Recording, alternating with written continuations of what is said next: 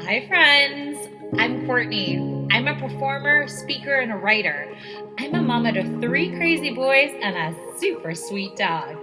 I decided 12 years ago that I needed to create a business that worked for me instead of me working for it. I'm a multi passionate entrepreneur who may be considered a serial entrepreneur by some. But then I realized that all of my businesses focused on connection, community, and creating an incredible experience. I cannot wait to share with you how to make small but mighty changes in your life to affect your overall well being and create a life and business you want to get up in the morning for. That's right, my friends. I am the Renaissance Mama. Hi, friends. It's me, Courtney, the Renaissance Mama, and I am so excited to have you guys here today. As you can see, I have a very special guest. So please help me welcome Kaley Medina. Hi, Kaley. Hi, Courtney. I'm so excited to be here. Oh, I'm so happy you're here. Thank you so much for coming. I feel like what you have to share, my audience might need to hear about. So, Kaley, please tell everybody what you are known for. Yes, so I have created a company called Live, Love, Sleep that is very life-changing to a lot of families who are not sleeping. Because what I specialize in is teaching children how to fall asleep easily, sleep through the night, and take those good, long, awesome naps during the daytime, which is just truly amazing when you're a sleep deprived mom like I was many, many years ago. Right? I love that so much. I don't know if you know this, Kaley, but I actually ran a company for many years where it was like a mummy group and we like ran Yeah. programs and all this really fun stuff. So you can imagine how many times this was a huge, obviously, topic of conversation, whether you have like brand new littles or they go through Mhm. all those like regression stages, but like Yeah. I've seen some poor mamas not sleeping, and we know that it's just not a fun time. So let me know. I want you, well, we all know, like I said, baby sleep can be very challenging, but Mhm. I feel like there's a lot of sort of like myths and misconceptions out there. So I would love to hear from you. What are some that you hear from people? Like I know for me, it was always this like, oh, it's 3 months. They're going through the 3 month stage. Oh, it's 6 months. Oh, it's this. And I was like, there was always an excuse. And I just Yeah. like, I would be like, oh, okay, cool. That's what it is. My baby, this is normal. I So think that is definitely a big one. You hear either like my baby is going, or your baby's probably going through a sleep regression, or a big one that I hear is, oh, they're just teething. It'll be better soon. But then teething lasts years. Should not last forever. years. It should just be a few days like that. I always say that to new parents. I will like, that is my lesson. Like that's my takeaway that like, just by the way, teething feels like it lasts a lifetime. Yeah, it can for some families. I was lucky with mine, and teething wasn't really too much of an issue, but I know so many families where like their baby or their toddler just gets so grumpy and just miserable because yeah, it's a really hard time. And don't get me wrong, sleep can absolutely be thrown off by teething or by sleep regressions, but if it's going on for several weeks, months, or years, it's not a sleep regression. It's not teething. Something else is going on. Something else that I hear a lot with babies as well that I feel like is a big misconception is put them down drowsy but awake, and that does hold true for newborns. Drowsy but awake is a great strategy for babies under the age of 3 months old, but that strategy just doesn't work as well with older babies because usually by the age of 3, 4 months, you've got that 4 month sleep regression going on, which is really just a big developmental milestone that baby's going through. And during that time, their sleep cycles completely rearrange. And now they're just needing to be a lot more, they're just more aware of their surroundings after that 3 to 4 age range.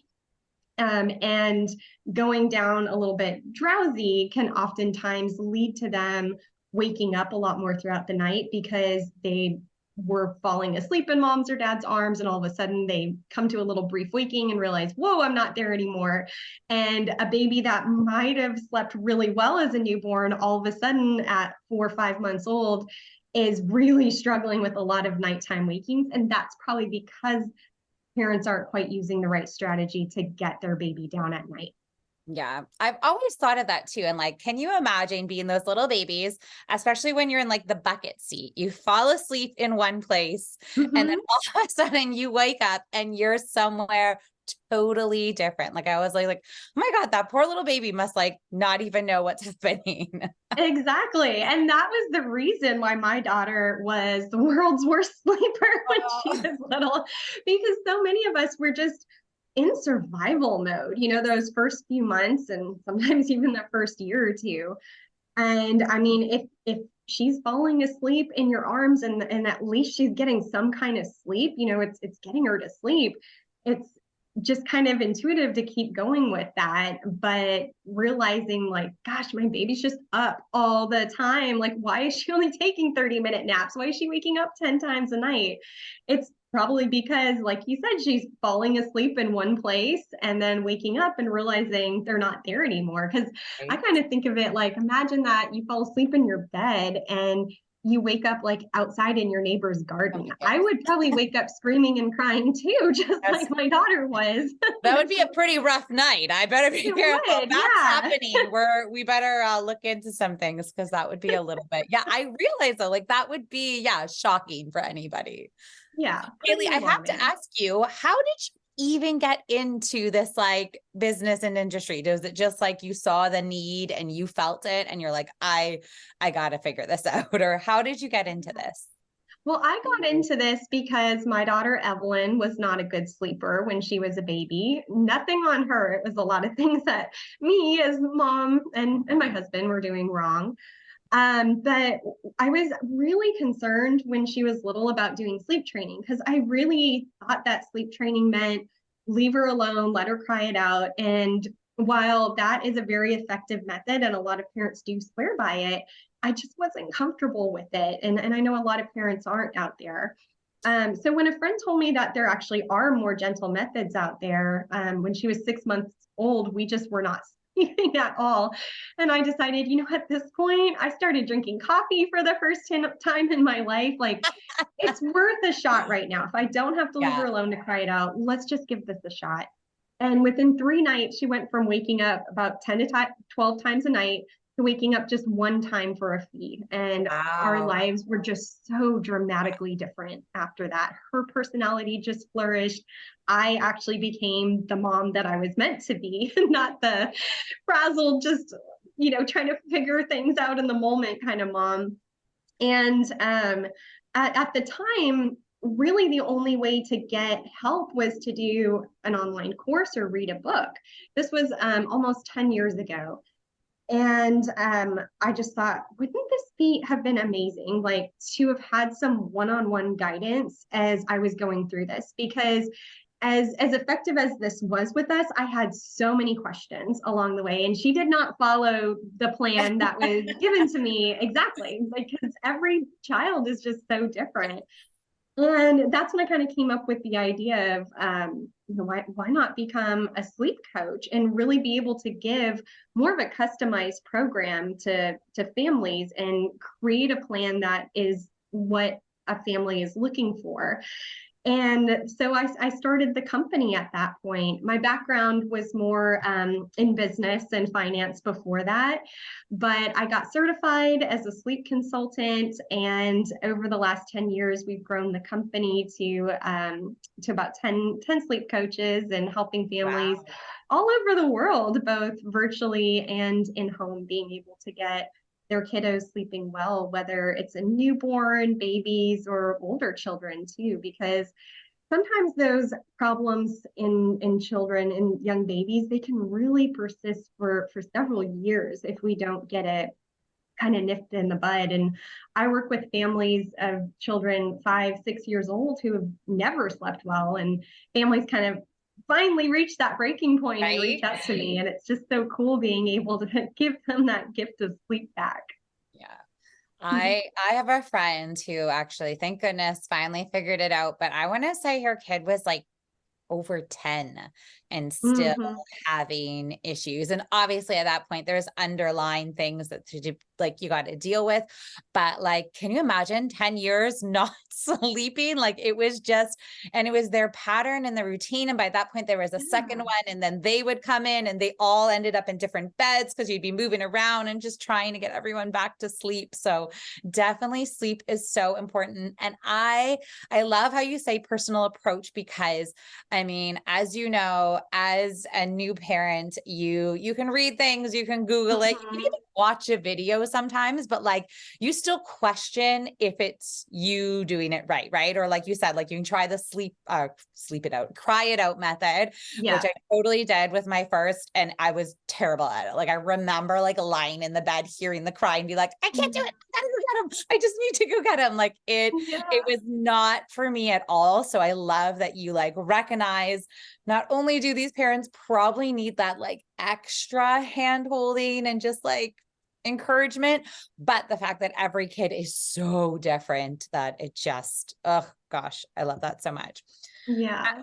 So if you say you're not a cry it out fan, which I do appreciate, what are some of like the key principles and methods that you kind of teach parents? So I do a much more gentle approach than the cry it out method. And there's several different ones that you can use. The one that I'm a huge fan of is actually being able to stay in the room with your child as they're learning these new independent sleep skills, so that parents can be really supportive and comforting. And their baby or child knows that, hey, mom and dad are still here, everything's okay. It's just we're changing things up from the way that they used to know how to fall asleep in the past. So, generally, that's going to be a very good approach because the child probably has something that they needed from mom and dad in order to fall asleep. You might have heard of the term sleep association, sleep prop, anything like that. It's needing something like needing to be rocked to sleep, held to sleep, fed to sleep with Damn older little children. sucky things. Like, oh my Yeah, God. I remember, maybe go the get the sucky, go pacifier, in, the give him the caffeine. sucky. Like, oh. Yeah, let them do it. And with older children, a lot of times that's needing to have mom or dad right there in bed with them, or kind of having to sit by the bed holding their hand until they fall asleep. But either way, they're really needing something from their parent in order to fall asleep. And I think that just removing that parent from the room on night one it's a big shock to the child and the parent. Like nobody's used to it. So doing it in more of a gradual and gentler way, it's just going to be the easiest approach for that child to be able to learn those new skills. And as parents, I think a lot of parents appreciate it too, because it does allow them to be the most involved as well, so that they still can be providing comfort. Now, sometimes a child might not do quite as well with having their parent in the room. Sometimes that might be a little bit more overstimulating. And sometimes a parent just might not be able to, it just might not be the best approach for them. I've worked with some families who are like, I just cannot be in the room if I hear my child cry. And that's okay. It's not a one size fits all. So there's other methods that you can absolutely do more check-ins. Leave the room and come back and do some check-ins. Remind your child that you're still there, they're okay, give them some comfort, and then leave again and kind of be repeating more of a process like that. Either one of those are a good gentle approach as opposed to just leaving them alone all night. I love that so much. I was laughing at one point there, and my apologies, but I vividly was like remembering lying down beside, it might have been my middle son. I have three of them. So my middle Mhm. son, but like when they fell asleep and I was like the mummy ninja and had to like crawl out of there because you're like, you can't wake them now. Like you can't even. And I will tell you, and I don't know if this is common as well, but I had my first and then my second 2 years later, and then my third 2.5 years later. Mhm. And the first one didn't sleep fully through the night until the second one came along. Like I remember Mhm. being that pregnant and like lying in the middle of the night with him and being like, oh my God, how am I going to do this in a week? Because I'm going to have a newborn and then the newborn's going to wake him up. And I was just, feeling all the emotions, all the hormones, like terrified. And then when the second one came along, the first one slept through the night, no problems. It was done. It was like, what? And then same thing. The second one slept through the night when the third one came along. Well, of course, the third one came along and we're like, we're done. Like, we can't, what are we going to do here? And like I said, it's been a while now. I don't even really remember how long it took, but I'm sure we were probably continuing with all of our bad habits, right? Like over and over again, you always say, I'll never do that again. And then we totally did it again. Like every time. Like, and now to be honest, I have a dog that we're probably doing just as bad habits with him. So yeah, sleep training a dog can be tough too. We just got a new puppy a few months ago. I was like, oh man, what's it going to be like with the dog? Is it similar to children? We had him sleeping through the night on the first night. It was amazing. Well, you know what? You might got a new side business you could start there. You can take on your clients. I love that so much. All right. So we were talking about kind of the different approaches you do, and I really appreciate that. And then you kind of said, obviously everyone's a little bit different. So how do you find you accommodate to those like unique sleep needs with the different personalities and the different families? Is it just communication back and forth, or how do you kind of find those different strategies for everybody? Yeah, because that's really important, figuring that out on the front end to make sure that we've got the right strategy in place on night one. Now, that might change, as we go through the plan. What we thought initially might have worked might be changing it up as we go. But I give my clients a intake form that I have them fill out before I write up their sleep plan. And it's very detailed. There's probably about 50 questions or so on there that I want to know about that child's day and night, what their temperament's like, what the parents' philosophy is like, so that I can really make sure that I'm getting the right strategy for them. But we talk through a child's entire 24-hour day schedule. Okay. So not only the changes that we're going to be making at bedtime, for the bedtime routine, but we talk about the exact strategies we'll be using to get them to sleep at bedtime, what to do when they wake up in the middle of the night or have an early morning waking. And then with kiddos who are still taking naps too, we talk about when and how to get them down for the naps, and then what to do if they do take a short nap during the daytime too, because that can be pretty common during sleep training. And with younger babies, it's important that we're looking at their milk intake too, to make sure that they're getting enough calories in within a 24-hour day. Whether that means we might need to leave 1 or 2 nighttime feedings for a younger baby, because we can absolutely do sleep training while still keeping a nighttime feed if baby has the need for it. Because my general guidance is once a baby is about 15 pounds or 6 months of age, whatever comes first, then they're going to be able to physically sleep through the night. It's just a matter of, 1, teaching them how to do it, and 2, transferring those calories from the nighttime hours to the daytime hours. That is so smart. Do you find is like there a certain age most families come to you, or is it like all over the place? It's all over the place. Right now, I'm working with a lot of 2, 3, 4-year-olds. I don't know kind of why that ebb and flow comes with different age groups, but they seem to be, since summertime, the age group that has been having the most trouble, and parents are reaching out. But before that, I found a lot of kind of 4 to 8-month-olds is where a higher need was, because usually around 4 months old is when parents begin realizing that they need help, because again, what might have been working as a newborn isn't working anymore. Or if their baby never slept well from the beginning, like mine, they just get to the point where they know, okay, something needs to change, because what we're doing right now is just not working for our family.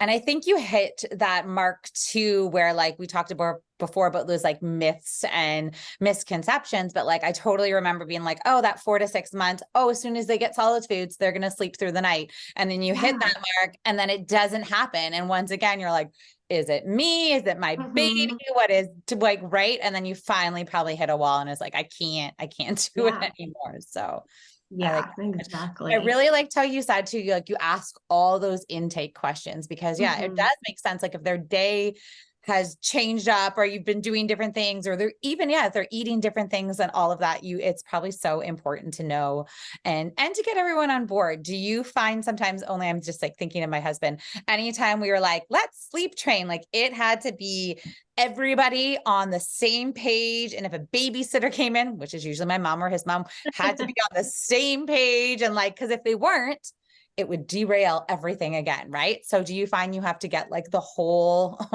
everyone on board? Yeah. And that's actually a reason why a lot of families hire me, is because mom might be doing one thing, dad has a totally different idea, grandma's doing something else.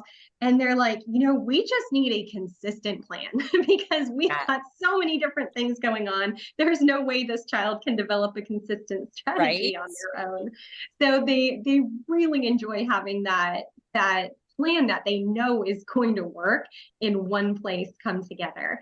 And yeah, really, consistency is absolutely going to be the key to sleep training. Consistency is really the key to so much with childhood behavior, but sleep is no exception to that.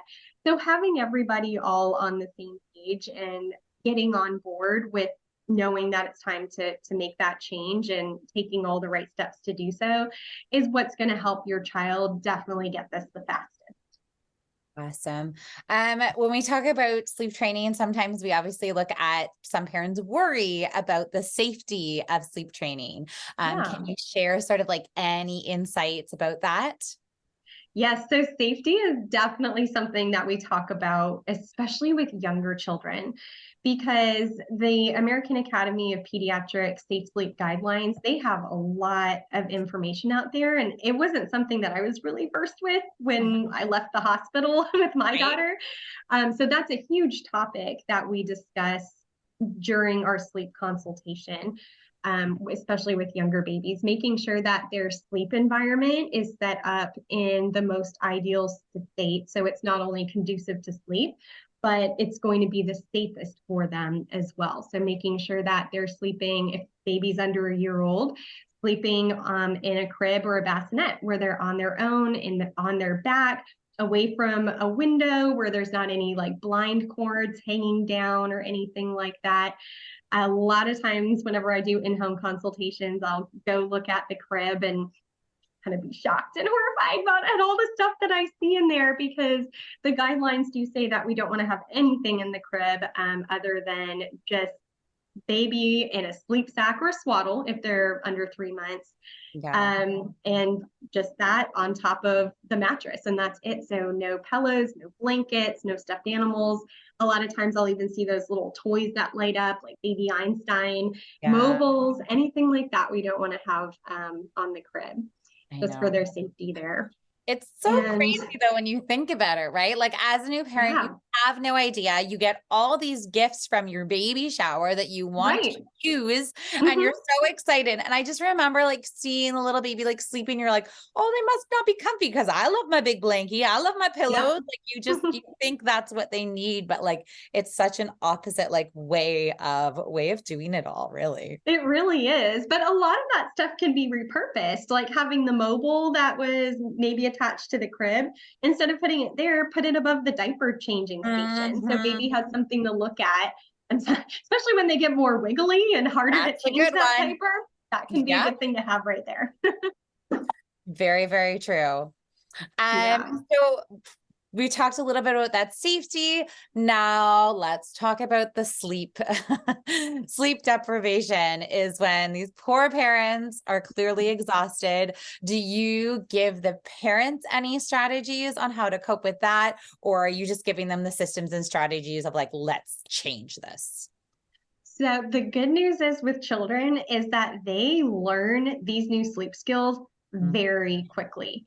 With babies, typically we see results within just 2 to 3 nights of having them be able to fall asleep so much faster at bedtime. And then within the first week, we really see that good consolidation of nighttime sleep. So it might still be maybe going into week 2, maybe a little bit of an early morning waking, and the length of the nap might be where the focus is. But by the end of the first week, that baby's generally falling asleep so much faster and really starting to sleep through the night. With toddlers and older children, it does take a little bit longer to really see that good consolidation of nighttime sleep. But again, within just a few nights, bedtime is going so much smoother.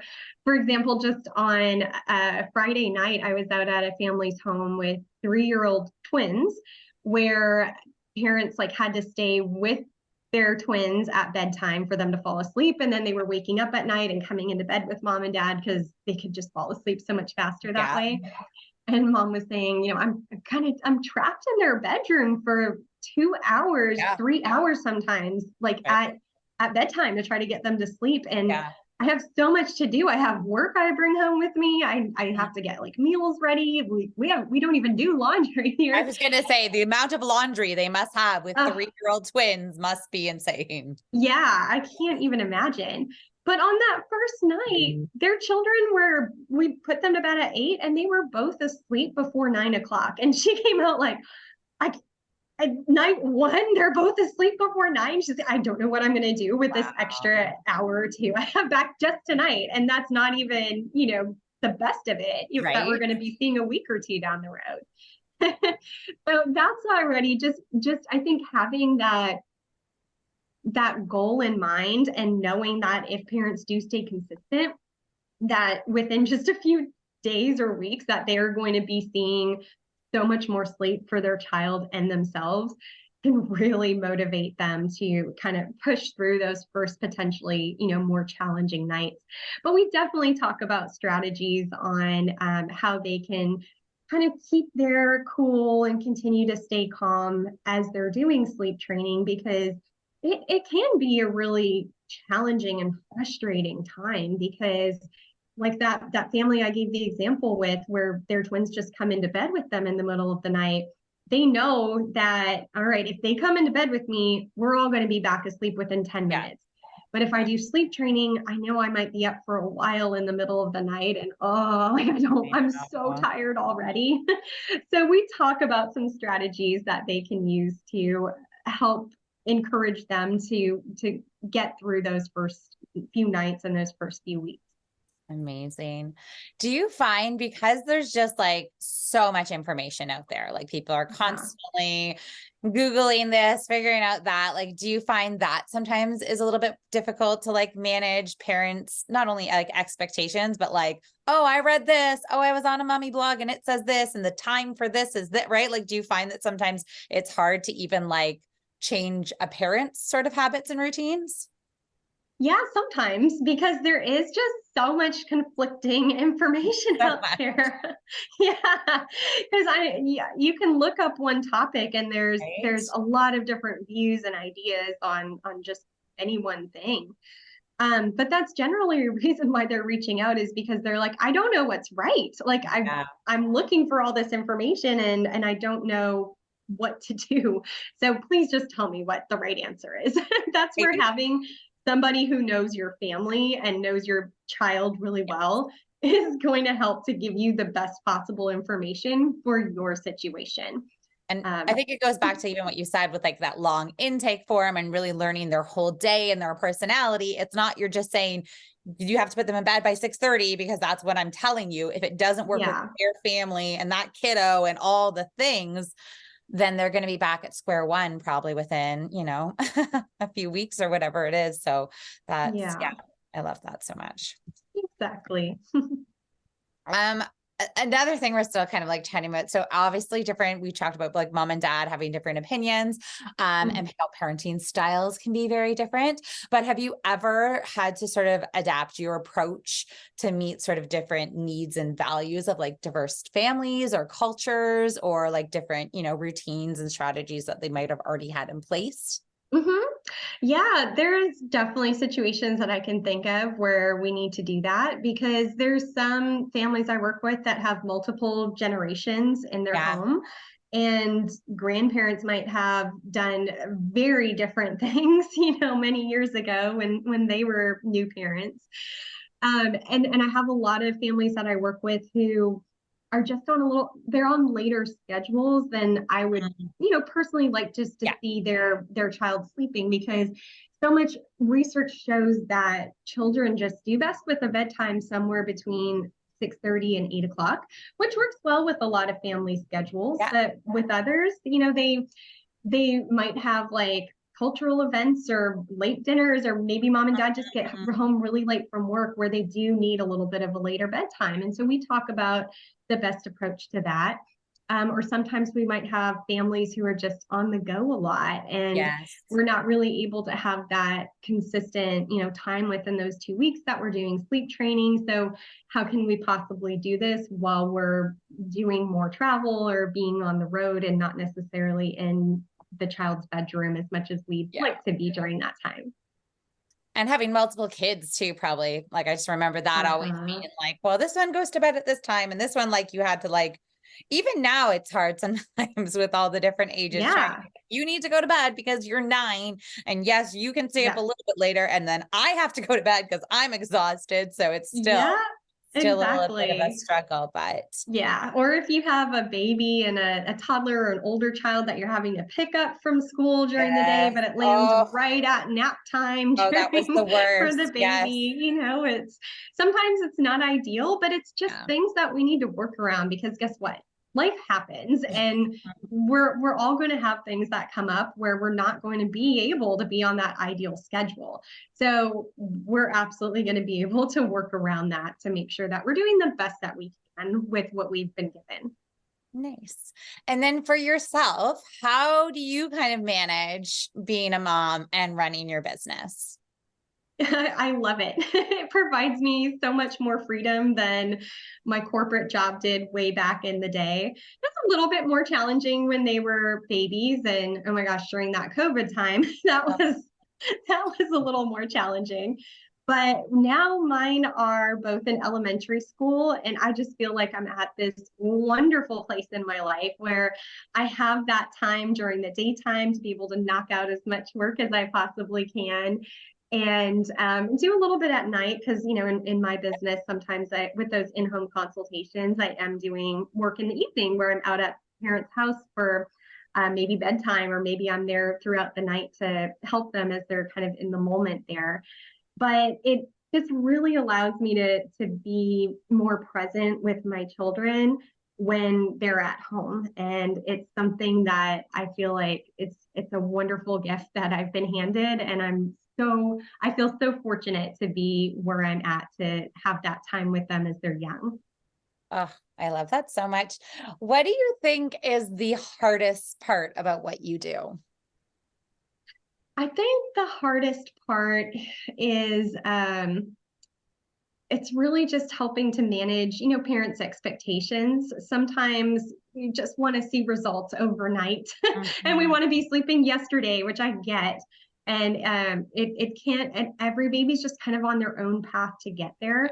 And so sometimes it might be a little bit of a longer journey for parents. And that's why I've got my follow-up support, where we work together for at least 2 weeks, because bumps are going to come up. They might come up along the way, and we might need to be changing things up to make sure that by the end of those 2-3 weeks together, that we've got those kiddos across the finish line. I like that. Well, and then as you know, like as a mom, then someone might get sick, then something else might happen, and you almost feel like you're back at square one. But at least if they have those like strategies in place, and then as a parent, you feel that little bit more confident. And then if they really need to reach out to you, I'm sure they can do that as well. So exactly. Yep. Very reassuring, I'm sure. Well, Kaley, this was just so much fun. It flew by so quickly. I loved chatting with you. How can my audience learn more about you, and how do they connect with you? Yeah, the best way to find me is going to be on my website, which is just livelovesleep.com. And from there, you can schedule a free discovery call with me, because I love to chat with families before we get started to learn more about their child's sleep struggles and just see if I am the right fit for their family. You can also find me at Instagram. I'm at baby.sleep.health. And on most Wednesdays, I have a free sleep Q&A in my stories as well. So if you just have a quick question about your child's sleep, then absolutely give me a follow and check out my stories on Wednesdays. Oh, I love that. That's so good. And once again, just providing that support for parents because we need it. Yes, We all need it. we all do. Well, thank you so much for coming today. I really appreciate you taking your time. I think this was a topic that I think everybody could use a little bit more sleep. So it's a very important one. I appreciate you so much. Thank you so much. Thanks, Courtney. Bye for now, friends. We'll see you later.